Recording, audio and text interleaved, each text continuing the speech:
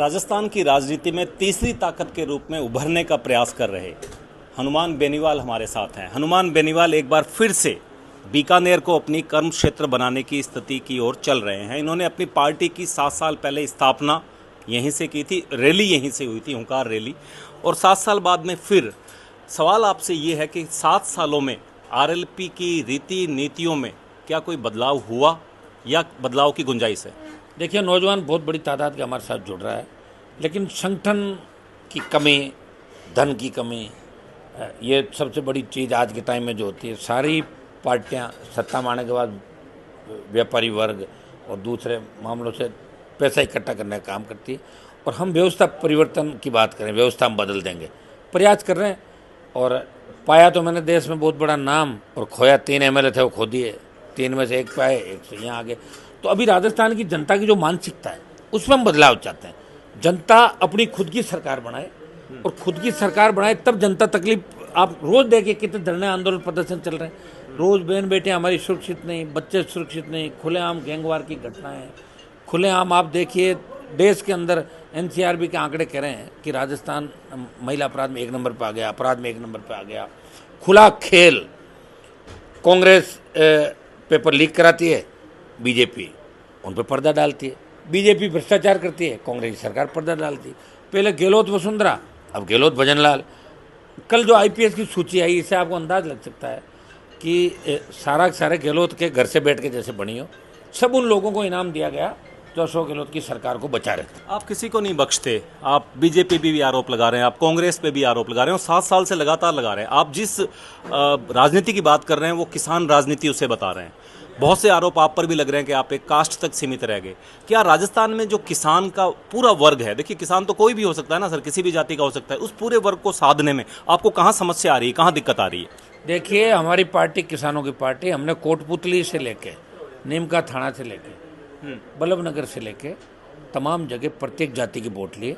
और अब की बार भी मेरे जो उम्मीदवार थे वो प्रत्येक जाति के थे।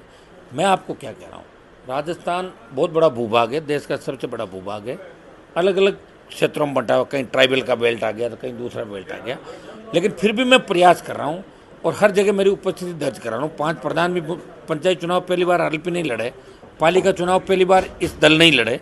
1 चेयरमैन और 5 प्रधान हमने बनाए, प्रयास किया। और जो 5 प्रधान बनाए उनमें 3 शेड्यूल कास्ट के प्रधान थे। तो आप इसे अंदाज लगा सकते हो, प्रत्येक जाति, दलित, शोषित, पीड़ित, पूरे तबकों को मैं साथ लेकर चलता हूँ। मैं लड़ाई जब लड़ने जाता हूँ तब ये नहीं देखता कि पीड़ित है वो किस जाति का है और जो अपराधियों किस जाति है, ये देख के मैं कभी लड़ाई नहीं। किसानों का भला कैसे होगा सर? आपने क्या सोच रखा है? कोई रोड मैप बना रखा है कि किसानों का इन बातों से? एमएसपी की बात हर बार की जा रही है। किसानों का भला राजस्थान में जब होगा जब आरएलपी की सरकार बनेगी, उससे पहले नहीं होगा। और इस बात की कितनी % संभावना आपको लग रही है 7 सालों में कि क्या लोग यहाँ, आप बार बार कहते हो ना कि एक मानसिकता के शिकार हैं, तो उस मानसिकता, तो जिस जनता से आप गुलामी की मानसिकता कह रहे हो उसी जनता से आप वोट भी मांगो। आप समझ, मानसिकता के शिकार तो मैं क्या कर सकता हूँ? वो तो है ही, जो वोट डालते आ रहे हैं उनका एक ही है कि एक बार वोट इसको हरा दो, एक बार जीता। तो वही नहीं सोचते तीसरा ला दो।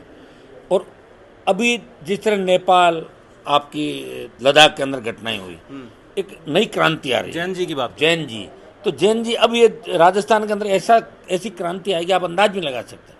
इस बार तूफान चलेगा और उसका टेलर आपको पंचायत चुनाव में देखने को मिलेगा। आप ये भी कह रहे हो कि यहाँ पर गैंगवार बढ़ रही है लगातार, मुख्यमंत्री को 5-5 बार धमकियां मिल रही है। आप जैन जी की बात भी कर रहे हो। गैंगवार की घटनाएं निश्चित रूप से बढ़ रही है, और इसमें सरकार को कुछ एनकाउंटर राजस्थान में करने चाहिए।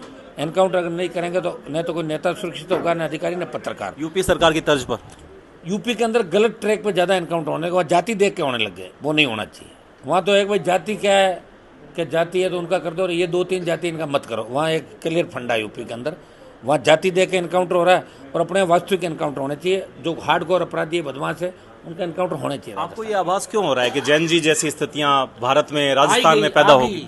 आज क्या आभास हो ही रहा है। तो लोग आप देखिए किस तरह की हरकतें कर रहे हैं, अंदर घुस जाते हैं, लड़ लेते हैं, जूते फेंक देते हैं, चप्पल फेंक देते हैं, डर ही नहीं रहे लोग। तो यही होगा, तो दुस्साहस करने लग गए।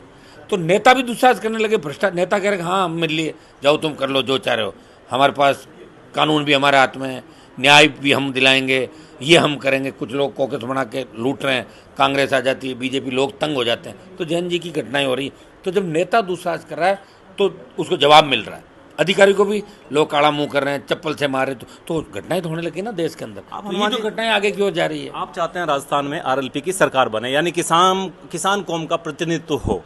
आपको क्या लगता है कि क्या सरकार बनने के लिए भाषणों से ही सरकार बन जाएगी? देखिए बहुत कुछ करना पड़ेगा ना आपको, तो लोग छोड़ छोड़ के चले जाते हैं। तो अब आने वाले वक्त में आप आरएलपी की तीसरी ताकत कैसे बनाएंगे? देखिए बिल्कुल छोड़ छोड़ के लोग जाएंगे, और ये मुझे नहीं जा रहे हैं, लोग कांग्रेस छोड़ के बीजेपी में जा रहे हैं, बीजेपी छोड़ के कांग्रेस में आ रहे हैं सैकड़ों। और आप उनका स्वागत करोगे? सुनिए मेरी बात, मैं कोई ले नहीं रहा हूँ उनको, मैं तैयार कर रहा हूँ इस बार ऐसे भरोसेमंद लोगों की टीम कि वो मजबूती के साथ साथ खड़े, वो खुद के लिए लड़े, वो स्टेट के लिए लड़े।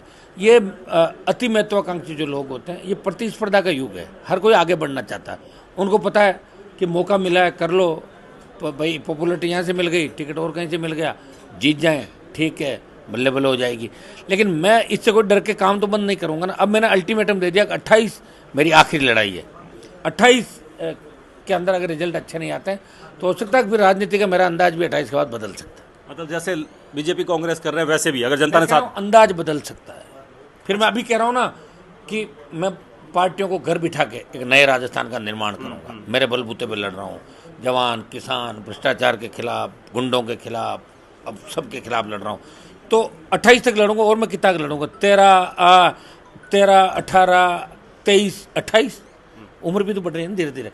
तो 28 में मजबूती से लड़ूंगा, और 28 में अगर ताकत हमें मिलती है, मान लो सपोज करो 28 में अच्छी सीट मुझे आ जाए, लड़ाई आगे भी जा सकती है। अच्छा, एक चुनाव के नाम पर गाँव की सरकारें नहीं बन रही है। एक साल से लोग चुनाव की तैयारियां कर रहे थे, और अगर किसानों का गांव में सरपंच नहीं हो, प्रशासक लगा दी, उनके काम तो वैसे भी नहीं हो रहे। इस पर हनुमान जी आप आवाज उठाएं। देखिए भारी भ्रष्टाचार पंचायत राज के अंदर, भारी भ्रष्टाचार हो रहा है, उस चुनाव के अंदर भी। एक प्रधान जो बनता है वो 2-3 करोड़ रुपए उसको खर्च करने पड़ते हैं, प्रमुख को 5 करोड़ खर्च करने पड़ते हैं, फिर वो भ्रष्टाचार उसी जनता से वहीं से करेगा। तो ये भी एक बहुत बड़ा भ्रष्टाचार इन जगहों पे हो रहा है। तो मैं राजस्थान की जनता से भी अपील करता हूँ कि आप सरपंच, पंचायत समिति, जिला परिषद के चुनाव में नेताओं का खर्चा नहीं कराएं। उनको गांव में बैठ के ये करें कि आपको वोट मिल जाएंगे, जाओ, यहाँ कोई खर्चा नहीं करना। तो अपना आप ईमानदारी का सिस्टम हो सकता है। आप देख रहे हो जांचें जो हो रही है, जिस तरह नरेगा के काम हो रहे हैं, जिस तरह दूसरे काम हो रहे हैं, पंचायत राज संस्थाओं में भी भारी भ्रष्टाचार। और ये नगर पालिका जो भी है, चाहे जिसको पट्टा दे दिया, पट्टे पे पट्टा दे दिया, भारी भ्रष्टाचार इसके अंदर भी हो रहा है। और चुनाव नहीं होना, गहलोत के समय भी ये हुआ, 4 फेज के अंदर चुनाव अलग अलग, कार्यकाल पूरे नहीं हो रहे हैं। इनका एक 1 नेशन 1 इलेक्शन के आधार पे हम एक साथ करेंगे, इनको भी उसी हिसाब से चुनाव करा देना चाहिए। अच्छा, किरोड़ी जी के छापों से सर किसानों को ये तो पता चल रहा है कि नकली खाद और नकली बीज बाजार में बिक रहे हैं, परंतु किसान असली कहाँ से खरीदे ये कौन बताएगा? तो नुकसान हो गया ना किसानों को, वो खाद ही नहीं डाल रहा है। और किरोड़ी लाल जी कुछ नहीं बिगाड़ पा रहे हैं। जो नकली खाद जो बनाई ना, उनका एक को भी गिरफ्तार नहीं कर पाया आज तक। 21 दिन से उसका जुर्माना ही बहुत कम है, ऐसा भी बता रहे हैं लोग। कुछ नहीं हो रहा, किरोड़ी लाल जी से कुछ नहीं होगा, वो सिर्फ पॉपुलरिटी के लिए कर रहे हैं सारा कुछ, भाई मैं पॉपुलर रहूं बस, और कुछ। हनुमान जी, आप भी एक बड़े कुछ लोगों की तलाश में होंगे कि आने वाले वक्त में आपके पास बड़े मजबूत चेहरे हों। पायलट साहब, नरेश जी मीणा, किरोड़ी जी, ये क्या वापस प्रयास करेंगे आप 28? अब पता नहीं, मैं तो इनके साथ रहा, मुझे छोड़ छोड़ के भाग गए थे सारे। अब आगे तो देखेंगे, मैं तो वहीं खड़ा हूँ। मैं मेरा गारंटी ले सकता हूँ, मैं मेरी गारंटी ले सकता हूँ, क्योंकि एक कलयुग है। कलयुग में आप 7 वाले की जो 7 फेरे खा के आती है, 5-5 बच्चों की माएँ होती है, वो भी भाग जाती है बच्चों को छोड़ के, उसका इलाज हमारे पास नहीं है। हम इसका मतलब थोड़े कि लड़ना ही छोड़ देंगे। लड़ूंगा ना मैं, बिल्कुल। ये नहीं आएंगे जिनके भाई दूसरे आ जाएंगे, कोई न कोई तो आएंगे, लड़ाई होगी। जैन जी बता तो दिया आपको, सब बड़ा बदलाव होगा राजस्थान का। आने वाले वक्त में आपका संगठन, उसको विस्तार आपको देना है राजस्थान में। कोशिश ये कर रहे हैं कि बीकानेर की रैली से पहले हमें प्रदेश अध्यक्ष के चेहरे की तलाश है। एक पे अटका हुआ मामला, बाकी जिलों के करीब 25-26 जिलों के अध्यक्ष मेरे पास रेडी है सूची। बाकी सिस्टम सारा तैयार है, यूथ कुछ विंग हमारी जिनके पास हमारे नाम तैयार है। हम ये चाह रहे हैं कि मैं घोषणा एक दिन कराएं, और अगर प्रदेश अध्यक्ष का चेहरा मुझे नहीं मिलता तो हो सकता है कुछ घोषणाएं मैं बीकानेर की रैली के अंदर भी कर सकता। आज की इस प्रेस कॉन्फ्रेंस में अधिकांश पत्रकारों के ये सवाल थे कि आप रामेश्वर डूडी का स्थान लेना चाह रहे हैं बीकानेर की राजनीति में। वो चले गए, उनकी कमी आपने भी कहा कि पूरी आप नहीं कर सकते, पर किसानों का कोई तो यहाँ धनी धोरी बनेगा। तो अगर मैं इसको इस आशय में पूछूं कि क्या आरएलपी उन तमाम किसानों का प्रतिनिधित्व करने के लिए बीकानेर संभाग में एक मजबूत चेहरे की तलाश में है? देखिए, रामेश्वर डूडी जब सत्ता में थे तब भी मैं सड़कों पर लड़ रहा था इसी बीकानेर के अंदर। कांग्रेस के खिलाफ भी लड़ा, बीजेपी के खिलाफ भी लड़ा, और 25 साल से लड़ रहा हूँ। मैं उनका विकल्प तो नहीं बन सकता, मेरे बड़े भाई थे, उनकी कमी निश्चित रूप से रही है, लेकिन मेरी जो नौजवानों की टीम है यहाँ हर जगह आपको लड़ती हुई दिखाई दी, हर मूवमेंट पे, हर जगह जहाँ भी अत्याचार हुआ। और निश्चित रूप से बीकानेर संभाग की बात क्यों करो, आप राजस्थान की बात करो ना, हम तो लड़ाई राजस्थान की लड़ रहे हैं, बीकानेर संभाग की लड़ाई थोड़ी है। और चूंकि 7वां स्थापना दिवस मनाना था मुझे, इसको आप पॉलिटिकल उस एंगल से नहीं लें, सीकर बीकानेर 2 जगह तय करी, नागौर जोधपुर बाड़मेर में बहुत सी रैलियाँ और हमेशा हम करते रहते हैं। तो ये मान रहे भाई ये तो राष्ट्रीय लोकतांत्रिक पार्टी के गढ़ हो गए, नागौर जोधपुर बाड़मेर, सीकर में भी अच्छे वोट मिले, सीकर झुंझुनू ये मिलके एक बनाते हैं हवा राजस्थान की सबसे ज़्यादा पढ़े लिखे। और बीकानेर का जो डिवीजन है वो बीकानेर, हनुमानगढ़, गंगानगर, चूरू, लड़ा के किसान है, नहरी इलाका है और इधर आपकी बिरानी इलाका भी है। तो हमें 2 जगहों में से एक जगह जाना था, क्योंकि हम भी तो राजनीति कर रहे हैं और क्या करें भाई, घुमाएंगे ना इसको। तो स्थापना दिवस कैसे मनाया जाए, सबकी इच्छा थी कि बड़ी रैली करें बीकानेर के अंदर और या सीकर में, तो इनको बिठा के बताओ भाई क्या करें।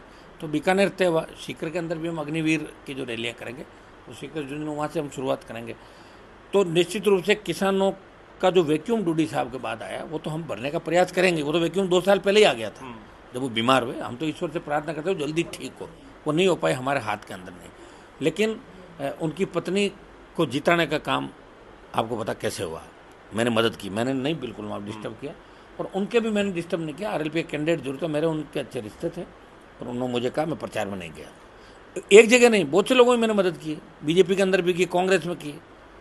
चलिए, आपसे मेरा अंतिम सवाल, आपके एक शुभचिंतक यहाँ से बहुत दूर बैठे हैं, चुनाव लड़ रहे हैं, वो कहते हैं कि हनुमान जी 29 तारीख तक आएंगे तो मैं उनको सच्चा दोस्त मानूंगा।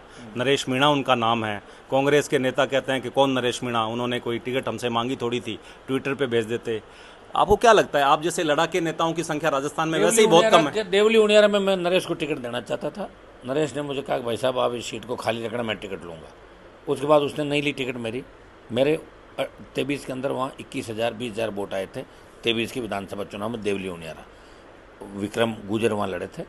और फिर नरेश ने कहा भाई साहब मैं निर्दलीय, मेरा समीकरण बनेगा, मुझे सपोर्ट करो। मैंने सपोर्ट किया उनको देवली उनियारा के अंदर और मैं चाहता था वो जीते, विधानसभा पहुँचे। अब अंता का चुनाव का जहाँ तक सवाल है, एक बार हम आजकल के अंदर बात करेंगे कि वहाँ की पॉलिटिकल सिनेरियो क्या बन रहा है अंता के अंदर, क्योंकि भजन लाल जी उस सैनिक को हराने के लिए पूरा प्रयास कर रहे हैं। टिकट दी, हाँ, सांगानेर के लोगों को भेज दिया वहाँ फार्म भराने के लिए। ठीक है, एक तबका बीजेपी का चाहता है कि वो हारे, क्योंकि उस कैंडिडेट का ये कहा जाता है कि वो कैंडिडेट है वसुंधरा राज्य का उम्मीदवार, ऐसा कहते हैं। तो और भाया को हराने के लिए पायलट लगे हुए पूरी ताकत के साथ। राजस्थान के लड़ा, सुनिए मेरी बात, कांग्रेस बीजेपी 1-2 उम्मीदवार और है निर्दलीय वहाँ पे। तो हम आजकल के अंदर कोशिश करके हम ये चाहेंगे कि आपस में बैठ के दोनों पार्टियों के खिलाफ एक ताकत मजबूत हो और कांग्रेस बीजेपी के खिलाफ हनुमान बेनीवाल वोट की अपील करेगा। दोनों पार्टियों को नहीं देना, तीसरे को हम देंगे। उसका ऐलान हम आज और कल के अंदर कभी भी। नरेश मीणा का फोन आया आपके पास? वो तो फोन आता ही है हमेशा ही, मदद मांग रहे हैं, कह रहे हैं मेरे टच में हो। हाँ हाँ बिल्कुल मदद किया। मैं तो अनशन तुड़ाने में गया था, मिलने भी आया था। मैं तो चाहता हूँ एक अच्छी दिशा के साथ राजनीति करे। एक जगह राजस्थान की जनता भी चाहती है सर कि लड़ाके नेता जो हैं वो सारे एक जगह कहीं आए हैं और लोगों को राहत मिले। रविंदर सिंह भाटी से कोई बात? एक जगह किरोड़ीलाल जी के साथ आया था ना, मैं एक जगह हूँ, आप समझ क्यों नहीं रहे हो? लोग क्या करते हैं, मेरे साथ आकर मुझे बेच के जाना चाहते हैं, वो अब संभव नहीं है, अब नहीं होगा। अब हर चीज़ ठोक बजा के होगी। चलिए, शुक्रिया, आपको शुभकामनाएं। हनुमान बेनीवाल अपनी पार्टी का स्थापना दिवस मनाने वाले हैं आने वाले वक्त में, और इनका ये कहना है कि वो समूची किसान कौम को पूरे राजस्थान में एकजुट करेंगे और 28 में सरकार बनवाने का प्रयास करेंगे। अगर ऐसा नहीं होता है तो इनकी राजनीति का अंदाज बदल जाएगा। सहयोगी शिवशंकर के साथ रवि विश्नोई, राजस्थान तक, बीकानेर।